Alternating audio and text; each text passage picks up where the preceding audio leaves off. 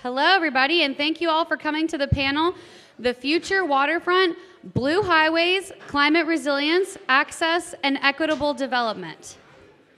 And we apologize for the noise. It will be done shortly. This session is available for CEU credits, so as a reminder, there is a QR code in your programs. It will be on the screens at the end of the session, and there's also QR codes at the info desk downstairs for you to get that credit. But I will start by introducing our moderator for today. Alex Matthiessen is a professional environmental whose eco-political consulting firm, Blue Marble Project, provides strategic communications and issue advocacy campaign services to nonprofit and corporate clients. His first project at Blue Marble in 2010 was to launch and direct the Move New York congestion pricing campaign, which led to the enactment of the initiative in Albany in 2019. He has since served as a senior advisor to the Congestion Pricing Now Coalition, responsible for making sure it got implemented and now preserved. Previously, Alex worked in consulting for a variety of nonprofit organizations, including World Wildlife Fund, Conservation International, Rainforest Action Network, and Hudson River Keeper, where he was the president and CEO from 2000 to 2010. More recently, Alex has worked to facilitate investments in sustainable green enterprises whose entrepreneurs are building the companies of the future. Alex holds a Bachelor of Art degree in Biology and Environmental Studies from the University of California at Santa Cruz and a Master's in Public Policy and Administration from the JFK School of Government at Harvard University. So, with all that, I will introduce Alex to take it off. This is going to work. Thank you, Aria. I'll leave that there. Okay. Thank you very much, Aria, and welcome to all of you. Folks in the back who are having conversations, could you either sit down or take the conversations outside, just out of respect to our panelists? That'd be great. Thank you, thank you. All right, nice to see you all. My name's Alex Matthiessen. Thank you again, Aria, for the introduction, and to the Waterfront Alliance for hosting this fabulous conference. So just to give you a quick preview, we have 50 minutes to work with here. I'm going to make some very brief remarks, and then turn it over to our panelists. We're going to have a discussion for about a half an hour, and I'm really going to work hard to preserve at least 15 minutes so we can have a Q&A with the audience. So first, I just want to ask a kind of a baseline question. How many people here know what a blue highway is? Okay, very well-educated group here. And I just want to say, how much traffic is out on that harbor right now? Not enough, exactly. I mean, this is an unbelievable resource we have. It's incredibly underutilized, and our roads and tunnels and bridges are way, way, way, way overutilized, and has a huge impact on the entire city. So I'm going to say a couple of things, and then these are the experts. These are the guys who are going to tell us how we get from here to there, where we have a very busy waterway. So, why are we talking about blue highways, and what are they? Put simply, blue highways refer to an initiative to move freight via waterways instead of roadways. If I'm not mistaken, and Chris, you can clarify for me, but didn't EDC actually coin this term, blue highways, or is that a fiction? This is a New York City term. This is New York City's brand for short sea shipping. That's terrific. Okay, well, it's a great, great phrase, and hopefully it'll spread like wildfire around the globe. So, blue highways, they're important because by moving a significant share of our freight by water, we solve or at least mitigate a lot of problems. We reduce truck traffic and VMT and the air pollution and carbon emissions trucks release. We make our streets safer and communities healthier, as fewer trucks means less noise, lower asthma rates, and fewer crashes that too often kill or maim our neighbors, particularly in communities of color where truck traffic is often heaviest. They also allow us to make economic use of a major underutilized asset. It's a win-win for virtually every New Yorker. As the New York Times reported yesterday, congestion pricing has thus far delivered on all the benefits Governor Hochul, the MTA, and we advocates said it would. Though a few certain benefits, like the concrete results of transit investment and improvements in air quality, are still ahead of us or to be measured. But in terms of reducing car and truck traffic, we've seen an average decrease of traffic inside the CBD, Central Business District, by as much as 12%, or about 76,000 vehicles each day. That's truly remarkable.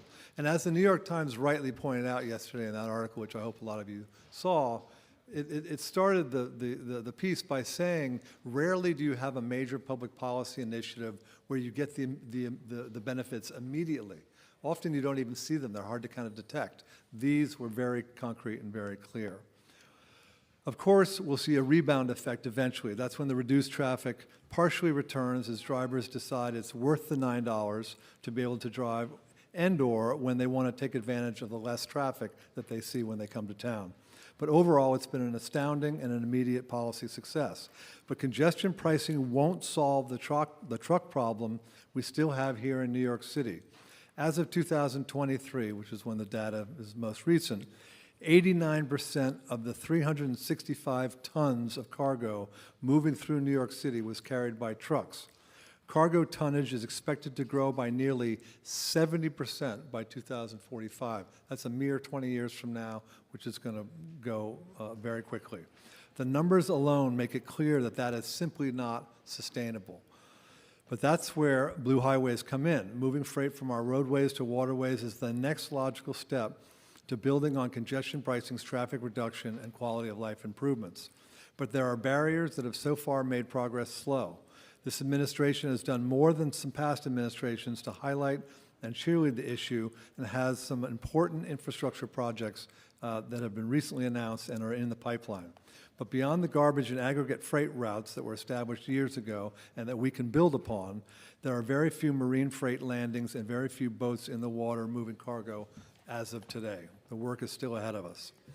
The barriers are many. A current lack of landings or available sites to develop enough landings to make a real dent in our truck traffic, sufficient funding to build out the infrastructure and possibly subsidize operations, at least initially, and cost competitiveness with the truck industry. I'm particularly interested to hear from the city how we balance the need for housing, which is real, versus the need to squarely address our truck problem, which affects so many aspects of daily life for literally millions of New Yorkers. As the riverkeeper for 10 years, I'm very proud of our successes cleaning up the Hudson River and estuary, which includes New York Harbor, by forcing General Electric to clean up its PCBs and ExxonMobil to remove oil from Newtown Creek, just to name a few. But that improved water quality has made the waterfront ripe for development, and too often not the water-dependent variety that New York state law requires. New York City's waterfront has increasingly been devoted to residential and commercial development and public parks, all good and necessary things, but we're running out of waterfront to build the infrastructure needed to establish a robust and viable blue highway network. Anyway, lots of opportunities and lots of obstacles that we will try and tackle during this afternoon's discussion. Today we have a terrific panel of experts who I will briefly introduce, and then we'll get into it. I'm only going to introduce them by name and title because we just don't have a lot of time and we have a lot to discuss. But please do look at your programs to see their extensive backgrounds and impressive expertise. Okay, and where's my little introduction thing here? Excuse me. So, to my immediate right, we have Brian Craine, who is the Marine and Coastal Business Development Director at Matrix New World Engineering. And then to his right, we have Chris Canary or Canary? Canary, just Canary. like the bird. Okay, that's a good thing to be like. Chris Canary, Assistant VP with the Ports, Waterfront, and Transportation Department at the New York City Economic Development Corporation. Then to Chris's right, we have Natasha Avanessians. Avanessians. Senior Advisor to Deputy Mayor Office of Operations regarding all DOT projects. And then at the very end, we have Ryan White, Transportation Planning Lead at Jacobs. Okay, so we're going to jump right in, and I'm going to start with, I'm going to pick first on the city representatives here, Chris and Natasha. Tell us why blue highways are so important to the city's future, and how the city, particularly the New York City Department of Transportation and New York City EDC, is integrating blue highways into the city's freight movement strategy. Thank you. Thanks, Alex. I think, just to start off, in addition to what you pointed out in terms of the benefits of Blue Highway, of course, how do we reduce congestion, reduce the number of trucks and VMT? The other two things that I think about as an operator of our roads, bridges, and highways is also reducing the wear and tear on this critical infrastructure. As we know, over the decades, because of increased demand and new technologies, trucks have become a lot heavier, and our highways are very, very old. And so we've been doing a number of different initiatives to take overweight trucks off of our highways, roads, and bridges. But this type of release valve, shifting from road to water, is incredibly important from a maintenance perspective, and also just to, extend our capital dollars. So that's definitely one goal that's important to us. Also, creating redundancy in our freight network is really important. I know when our former deputy mayor brought this up to the City Hall and front office's attention, and of course EDC and DOT have been working on this for a number of years, it was actually because we are looking to do a major reconstruction of the BQE, which is in a very tight corridor, and thinking about how do we continue to keep the regional economy moving while we do that project. State DOT is also working on the Cross Bronx, a really critical state of good repair project. So how do we keep the regional economy moving? And again, having this release valve, having this redundancy, I think is really important for that. Can I just ask you a quick follow-up? So you're talking about these kind of major highway projects, Yeah. but it's going to be quite a lot of time before we get enough boats in the water where we can really shut down, a whole highway for a while to repair it. So are you thinking kind of more long-term, or even in the short term, are there ways that Blue Highways can help with these highway improvement projects? I think definitely from a construction perspective, I know the Port Authority took a lot of leadership in activating a Blue Highway for the JFK project. How do they barge in materials, reduce the amount of truck traffic that was going on the BQE and also the Cross Island Expressway? So that's definitely an opportunity. Of course, these critical highway projects are definitely coming due in the next couple of years. So we're very excited that Chris and Andrew Kimball at EDC are moving very quickly and ambitiously to get these networks activated. Perfect. Great setup for you, Chris. Shoot. Yeah, so I'm excited that this panel took place after the previous panel, which was very much about how do we get goods into the port. That's the first mile in your supply chain. Blue Highways is really about the middle mile and the last mile in the supply chain. How do we get $238 billion worth of goods from west of Hudson, from primarily Jersey ports, through 2 tunnels and 2 bridges east of Hudson to 11 million citizens and consumers in New York City and Long Island. So that's very much what we're thinking about every day with Blue Highways.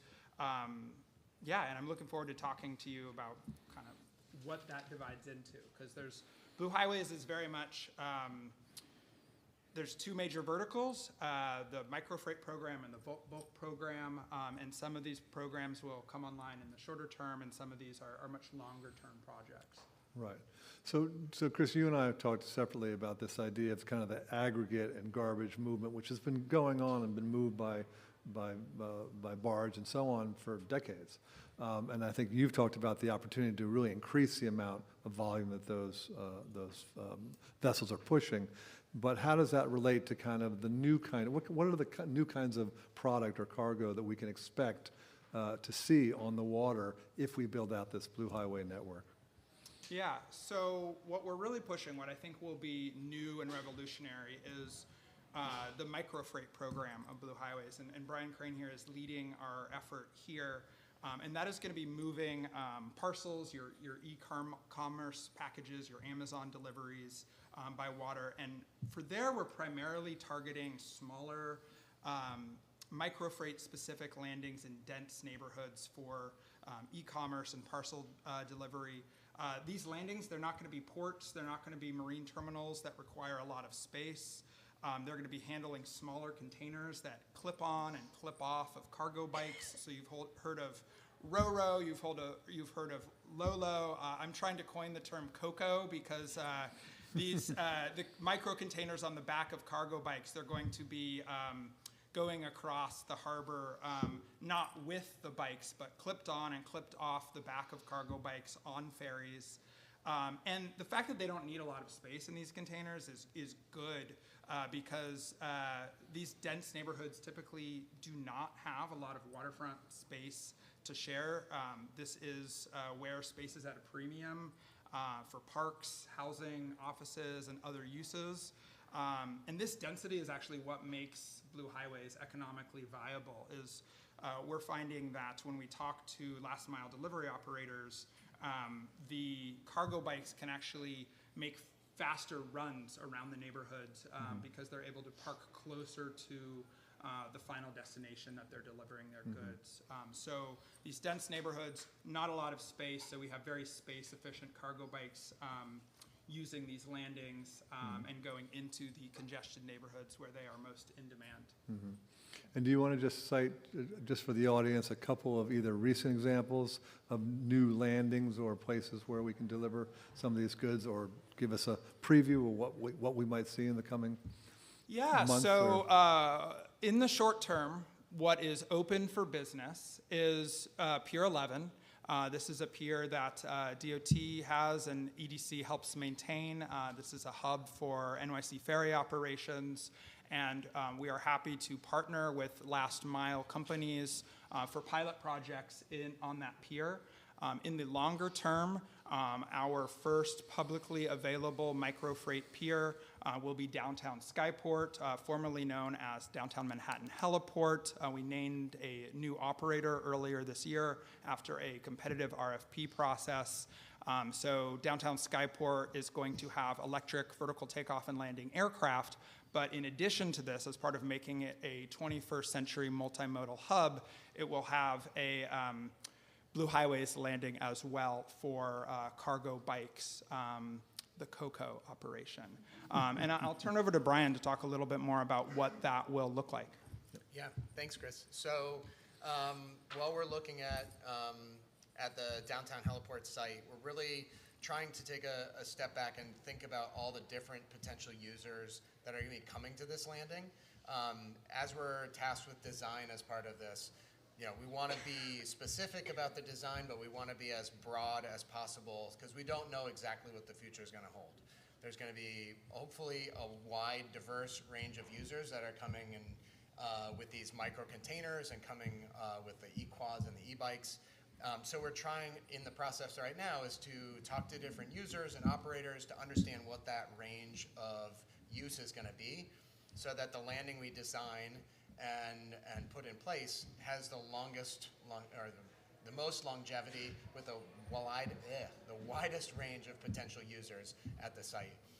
So we're going through that process right now, having conversations with different users and working with EDC.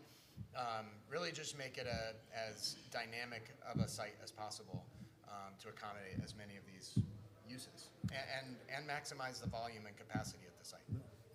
Ryan, do you want to weigh in on kind of any aspects of the question so far, which is kind of Sure. what's the potential? What has your firm been doing? Yeah, so just a few things. I think that also as we talk about this exciting opportunity, it's important to remember that when we're changing this paradigm, it's important to really sort of understand, logistics and freight.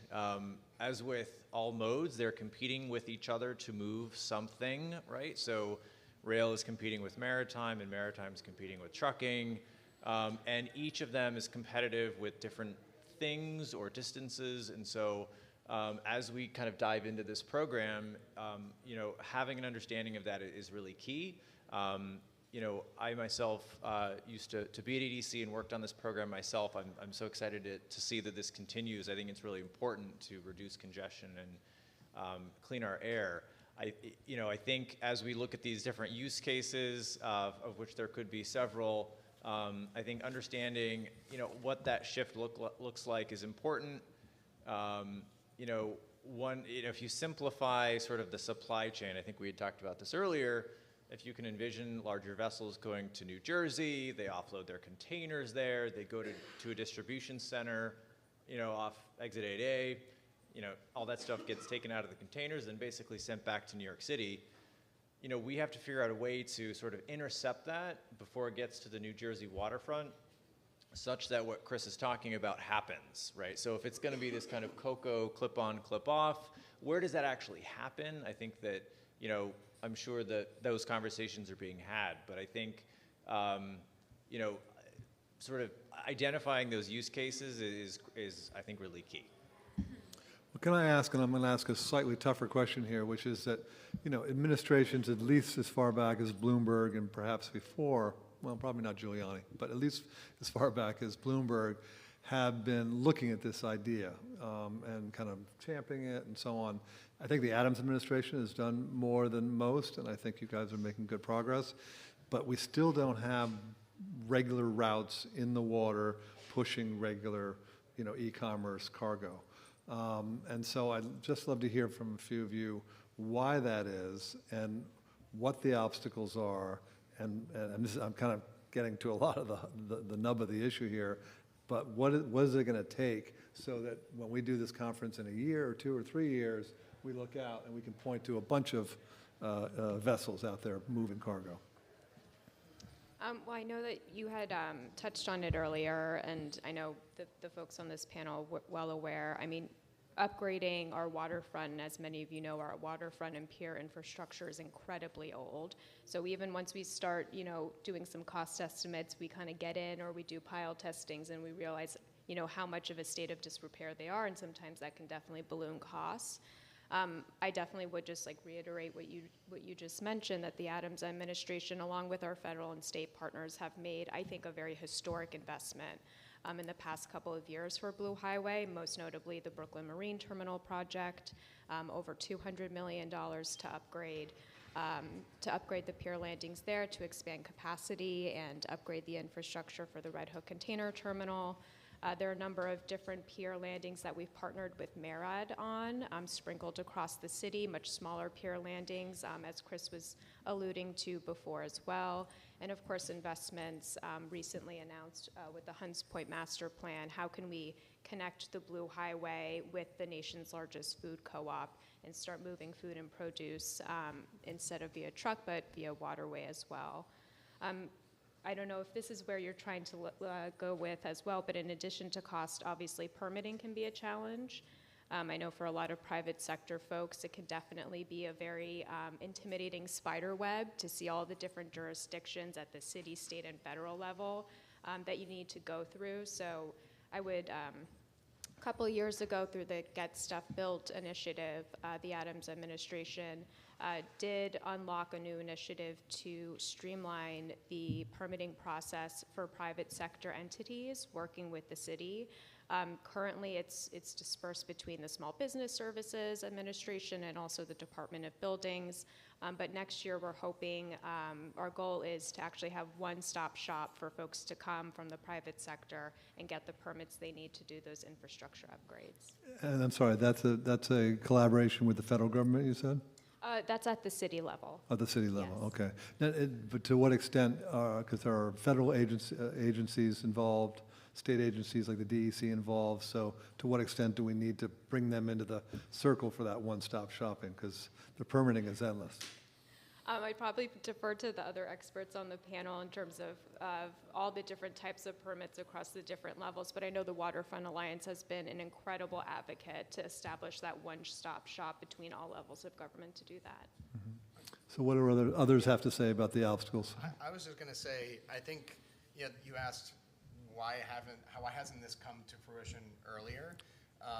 I think there's a lot of things coming together now that are kind of making for a perfect storm, or a better analogy, that why this is coming up now. But between the congestion pricing, making it competitive, like Ryan said, across the different modes that are competing against each other, but then the administration interest, and then the funding piece of it. So I think all those things are kind of coming together. And then on the containerized freight piece, or the micro freight, like just the technology around batteries and the quads and all that stuff is kind of coming to the forefront and becoming more available, easier to access to the different operators. And so all those pieces are coming together now. And so really we're on the cusp, right? Like New York City is pushing the bounds.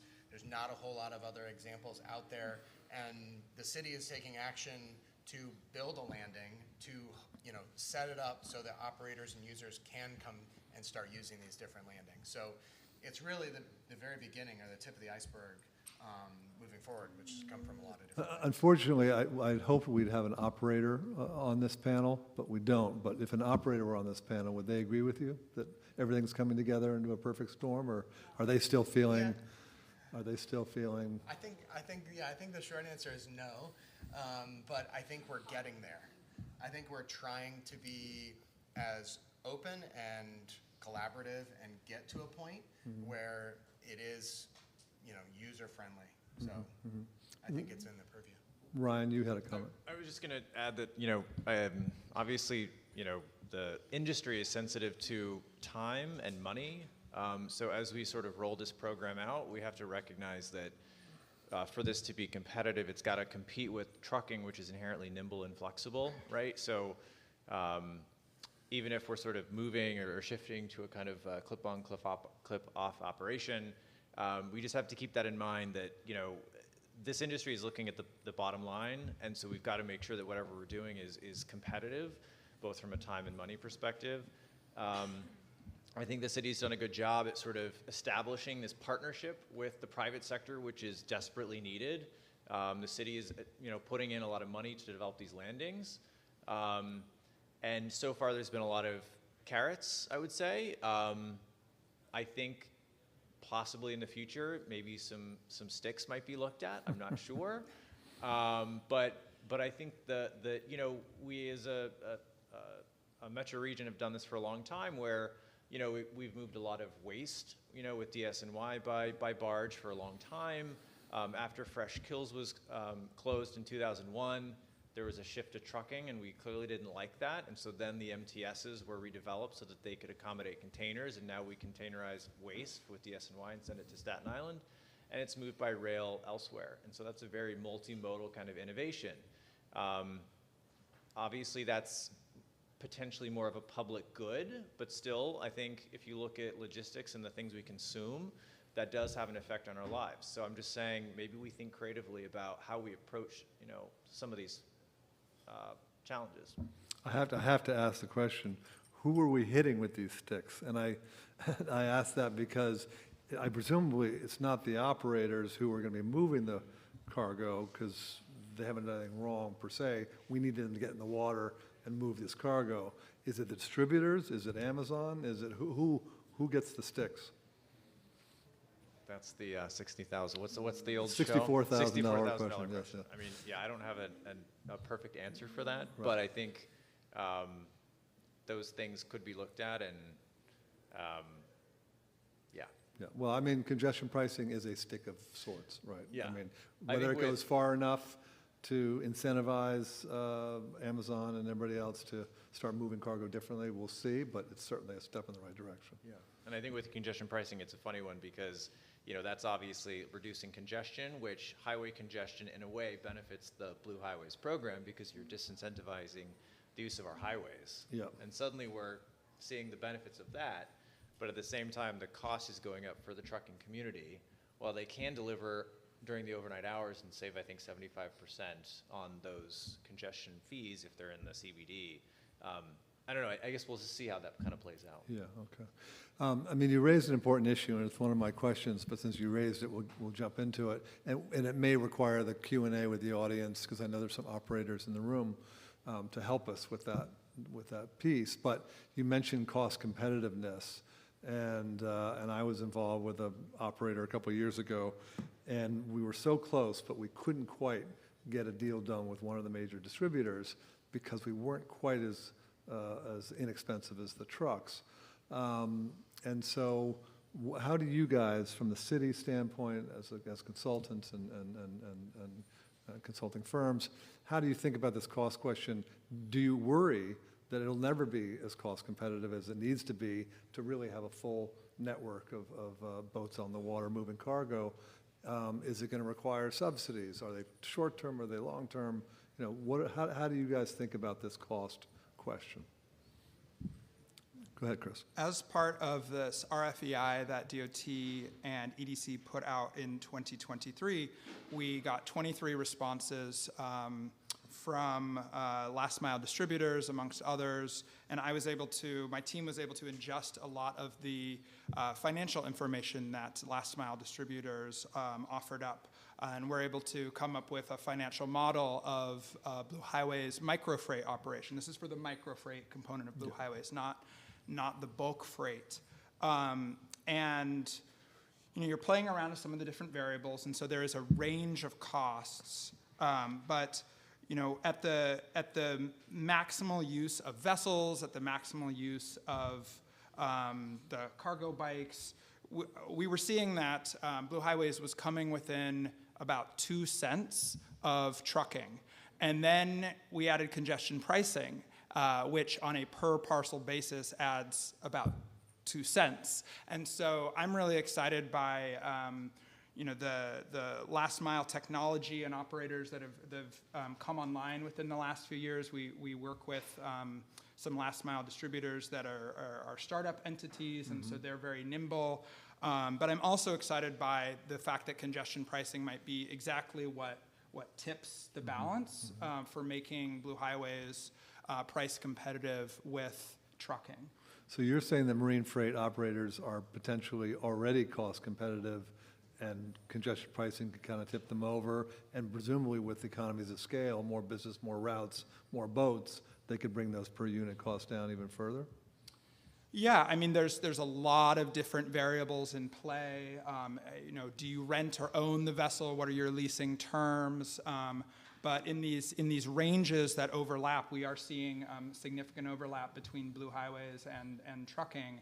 And I think as the city invests in the capital infrastructure and thinks more about the different use cases, because some shippers are willing to pay a premium for specific products, luxury goods. I think we will see use cases emerge. The date that I would like everyone to spread in the industry for downtown Skyport coming online mid-2027 as our first publicly available Blue Highways micro freight landing coming online. I'd like everyone to know that. I'd like everybody to share that. That is going to be a destination. Every route needs an origin. We believe that the demand for most of these routes will originate in New Jersey. And so we are looking to partner with both public and private entities in New Jersey to get origination sites online to create these routes into dense zones like Lower Manhattan. Terrific. Anybody else want to comment on the cost issue? I have a feeling we're going to get some questions from the audience on that. I want somebody to take a stab at creating a vision for if this is in an ideal situation in 5 years' time, this administration, the next administration does everything right, moves aggressively, we get support from the federal government, operators are excited and engaged, and hopefully being incentivized properly to put boats in the water and so on. What's the potential? How many boats could we see in the water in 5 or 10 years? How many trucks would that displace? What are we aiming for here? Is this going to be? I hate to be cynical, but the worry is it'll be kind of a token thing where we have a few boats and we write a few articles about it, and it's a nice idea, but it's not really making a dent in our truck traffic in a serious way. I mentioned earlier, I think, 120,000 vehicles, trucks a day. Is that the right number? I think it is. Anyway, so what's the future look like if we do everything right? So in terms of, the estimates, I defer to EDC and to Brian in terms of what we're estimating cumulatively with all the different Blue Highway sites that we're currently working on. I do think you bring up a good point, though, that does Blue Highway just itself get us to where we need to go in terms of reducing congestion? That's why, and we hinted at this a little bit earlier, the last mile strategy that DOT is leading on is really important in pairing that with Blue Highway. There are a number of pier landings, the microfreight work that Chris was talking about can definitely bring in those parcels via cargo bike or maybe hand carts on those smaller pier landings across the city, but thinking about larger marine terminals like in South Brooklyn that will require some trucks to pick up and then do drop off. How do we stop those trucks from getting into those residential neighborhoods? A really exciting initiative that DOT just kicked off a couple of weeks ago is our micro hubs, which will be the largest in the nation. We just kicked off piloting 3 on the Upper West Side. And essentially what these are dedicated parking spaces for truckers to go and transfer packages to smaller cargo bikes or hand carts, other low emission vehicles. And we're anticipating that those alone can reduce, one microhub can reduce about 30 truck trips per week within about a mile or two of where they're located. We're also working with our partners at State DOT to provide some spaces underneath the BQE or the Cross Bronx, again, right near these big access points for these big trucks to come in, or potentially in Hudson's Point or Brooklyn Marine Terminal, but again, stopping them from coming into these more residential communities. Any thoughts? Yeah, Brian? I think from, aspirationally and where this goes 5 years from now, I don't have a hard answer, but I know where we're at today is that everyone's on the same page with starting somewhere. We have to start somewhere. The city has made a commitment to developing a landing or a series of landings, and we're making the best decisions we can with what we have now, knowing that this is a brand new element of New York City's transportation market. And so, I would love for it to be robust and busy and, boats waiting with containers. I hope that's where it goes, but we're making the first step in the right direction to create the infrastructure that can support that, to see where it goes. And someone has to take the first step, and I think that's what we're doing. Yeah, no, I think you're right. This is an incredibly ambitious project here to start moving trucks in numbers off of the roads and putting cargo on waterways. The cynic in me wishes that the city had devoted the whole of Pier 6, the downtown heliport, to marine freight. If there was, because it felt like if you're really serious about doing this, then it's not a particularly big facility to begin with. Let's devote the whole thing.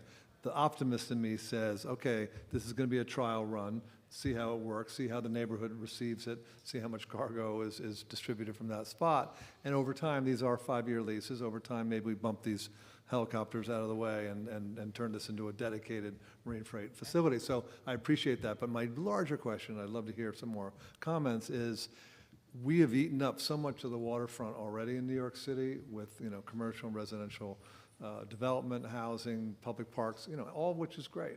It is. But not all of it's water dependent. And I just worry that we're creating this new sector, which is a major undertaking. You guys are to be applauded for doing this. But then in the end, there might be this demand for it, but we've run out of waterfront spaces to kind of receive goods. So tell me I'm wrong on that. Explain why I shouldn't be worried about that. I don't think you're wrong on that, but there are still a number of sites that are available for the working waterfront. So our 25th Street Pier in Brooklyn is going to be doing significant vehicle miles traveled reduction by having an aggregates operation co-located with a concrete plant so that these trucks don't have to go back and forth between the aggregate receiving facility and the concrete creating facility. That already exists. Number of sites on the South Brooklyn waterfront.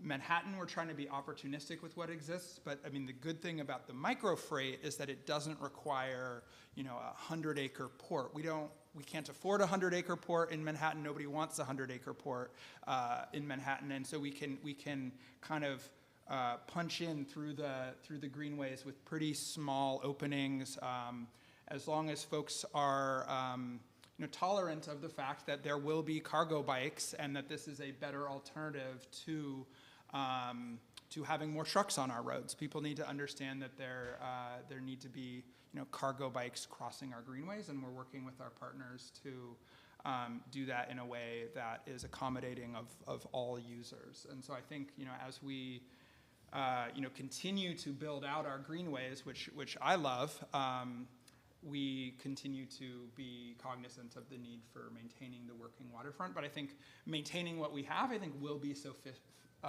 sufficient for what we're trying to do. Okay. Anybody else want to comment further on that? I mean, I'll just add that I think, we do have 520 miles of coastline in New York City, so we're sort of spoiled with that. And also, I think EDC's done a great job at identifying potential sites that could really have sort of a big shed to sort of operate from. And also just in the future, there may be an opportunity to design additional locations such that they have sort of a mixed use opportunity. Maybe there's some sort of temporal separation. So I think, we can be creative about that and I think overcome that concern. So Ryan, you mentioned that we have an enormous amount of coastline in New York City, which is true, but some of that coastline is out in, southeastern Queens and Staten Island and places that aren't as densely populated as I think Natasha and others mentioned, which is where the obvious opportunities are for marine freight combined with micro freight. But do you guys see that all parts of New York City could benefit from this micro freight operation over time, even Coney Island or places that aren't quite as concentrated as here in Brooklyn and Manhattan?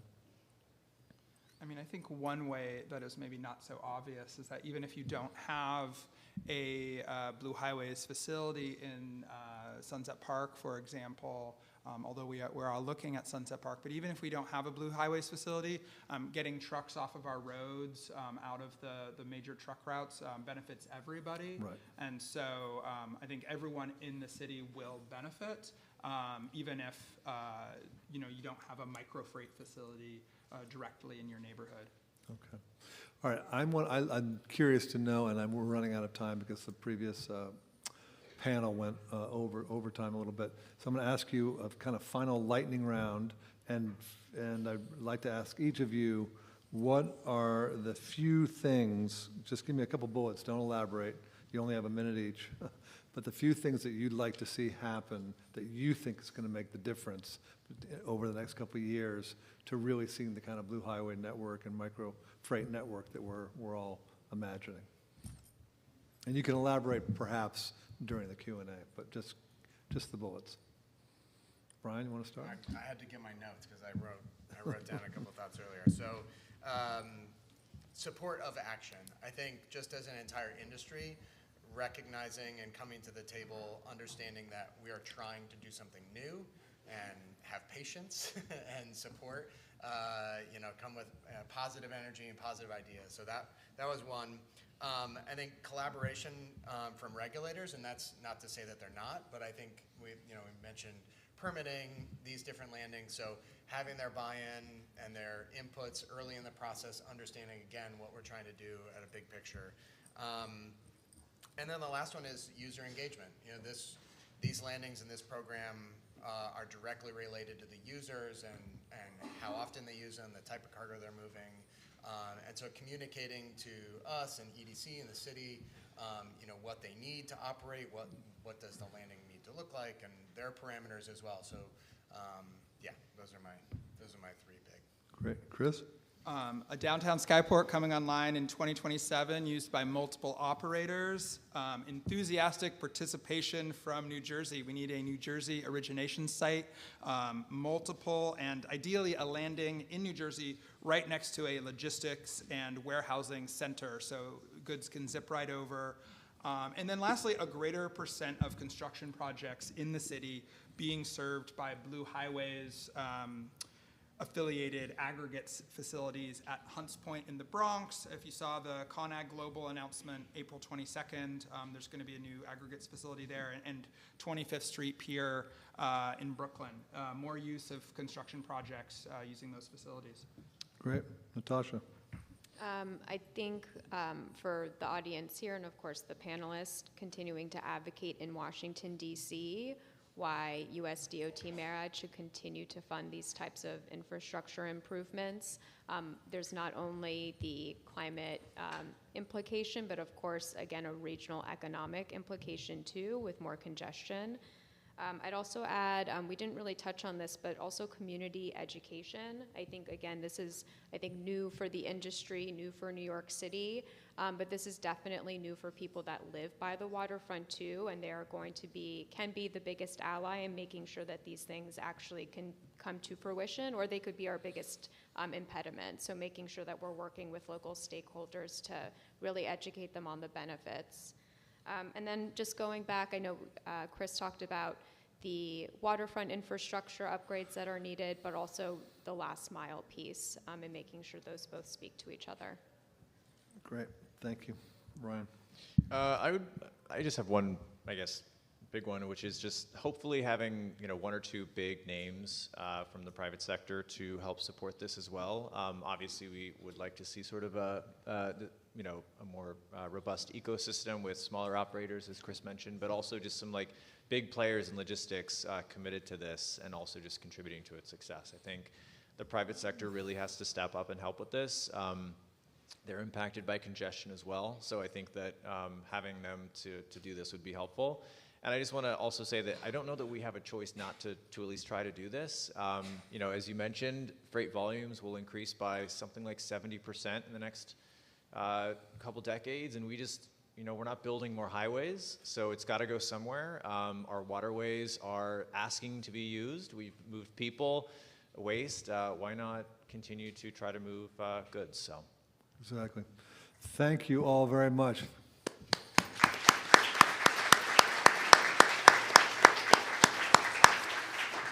Ryan, I'm guessing by a couple big names you had companies like Amazon, IKEA, UPS in mind. I know you were too polite to say so. But I'm curious, are there any representatives from operators, distributors, the Amazon, IKEAs, and UPSs of the world who would like to weigh in? I'm particularly curious to hear from you as to how you see the city's efforts. What is stopping you from putting boats in the water, or what kind of help or support do you need, et cetera, et cetera? Anybody?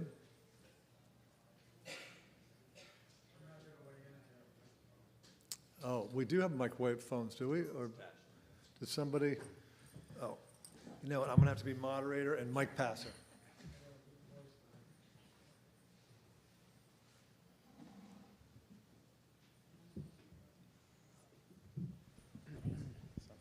Can you guys hear me? Okay, good. Yep. So, I mean, my first comment to Chris would be if you're looking for a partner in New Jersey, I would point to the Federal Business Center on Raritan Bay that we've, at Red Hook Terminals, have been speaking to. I think Natasha has in the past as well. New Jersey DOT, 16 million square feet of warehouse serving the port of New York and New Jersey on the Raritan Bay is another opportunity to move this forward.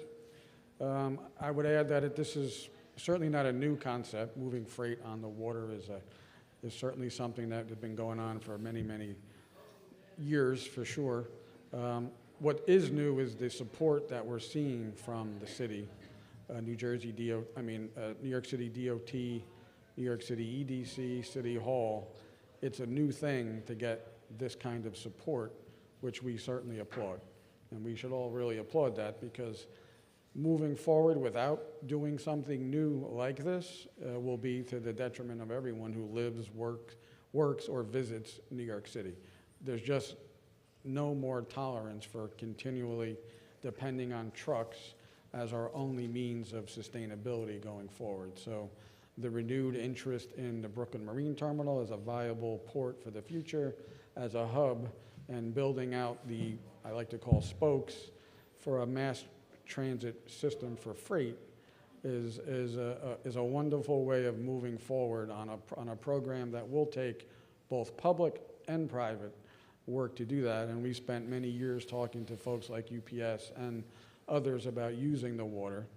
Hint, hint, I got a guy over here.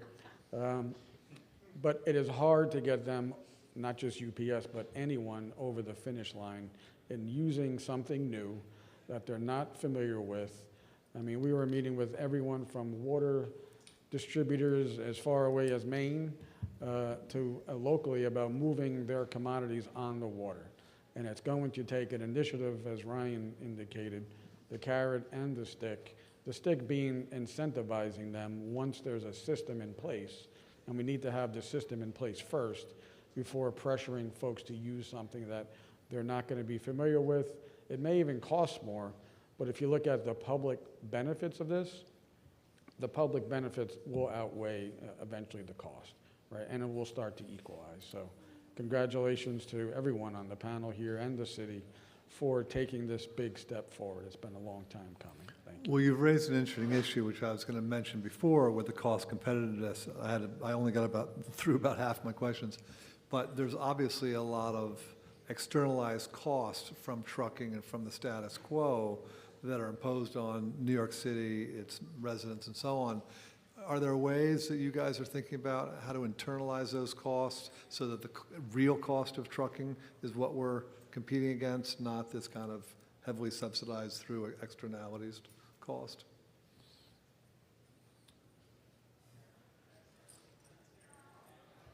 I would say that on the incentive side, we're working with our elected officials to put together an incentive package. We don't know exactly what that will look like now, but we are studying what an incentive package on the Blue Highways side of things will look like. And I think part of building that incentive package will be figuring out what that dollar amount needs to look like and coming up with a matching dollar value in terms of externalities is one way that we could build that up. So, if every parcel delivered by trucking, imposed, 30 cents of costs and externalities to the city, that would be one way of pointing to why we should have the incentives package built in a certain way.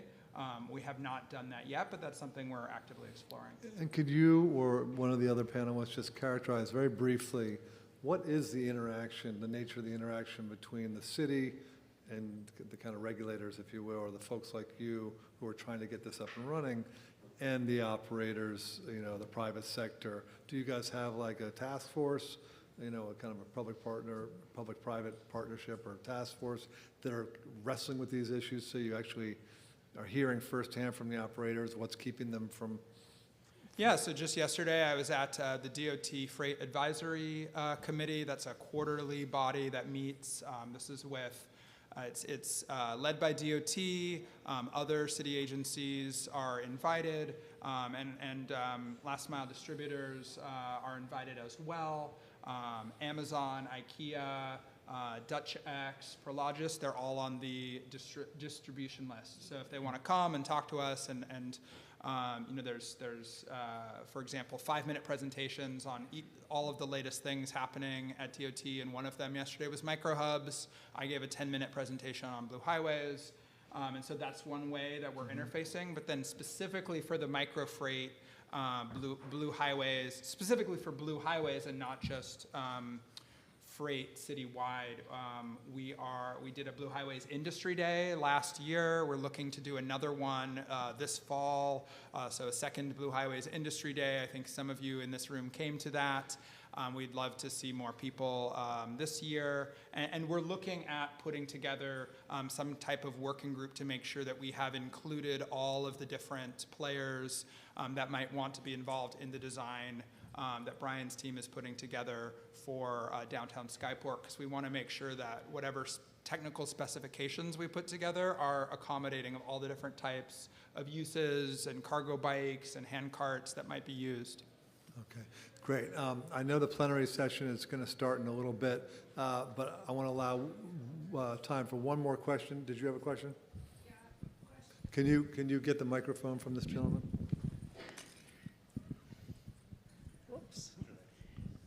Quick quiz. How long do you think it takes to row a boat from Red Hook, Brooklyn to East 96th Street in Manhattan? To row a boat, you said? Yes. I don't think that's how we're going to be doing this, but Well, there's a trick question here. no, I'm just here. Yeah, it depends on the currents. About less than an hour. Okay. So you're saying this can be done? Yeah, I agree. Yeah. I agree. Okay. Is there has any other? been done. Yes. Yeah. Done Well, we quite did it often. for hundreds of years by sail. Sir, in the back, you get the last question. So I guess, is there a thought to just piggyback on one of the most successful uses of water transportation, which is the CMSW operation, and just use some of the capacity there? You have terminals in strategic locations, you have standardized infrastructure, and seemingly probably some capacity that you could send goods back and forth in, at least at a small level, on existing infrastructure. Somebody, whoever answers the question has to answer what CMSW is, because I don't know, and I bet others. Containerized Garbage. municipal solid Thank you. waste. Thank you, David. Okay, who wants to tackle that one? That's going to be our last last question. I'm just speaking not as an operator. I guess we would have to chat with the private sector to see if they would want to mix maybe retail and garbage together on those landings. But I will say from the RFEI, we did receive a lot of where those landings currently are in Brooklyn and the Bronx do really match up to where a lot of the operators do want to see landings for parcel delivery. So there definitely is a good mix and match, but definitely something we can talk about further.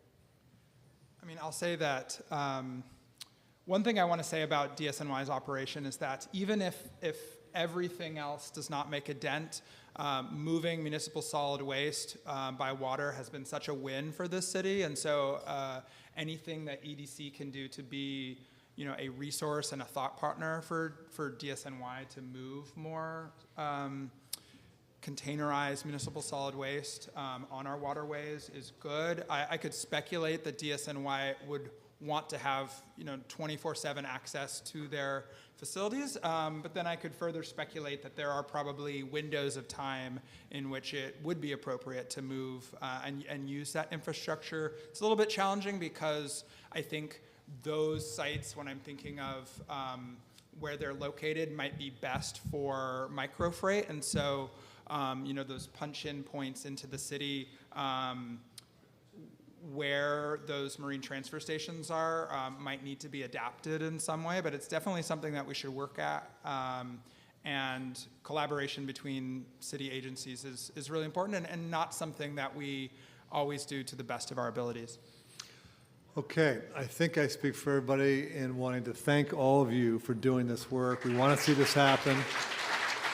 And join me in a round of applause for a great panel. Thank you. And the plenary session is apparently downstairs in something hall.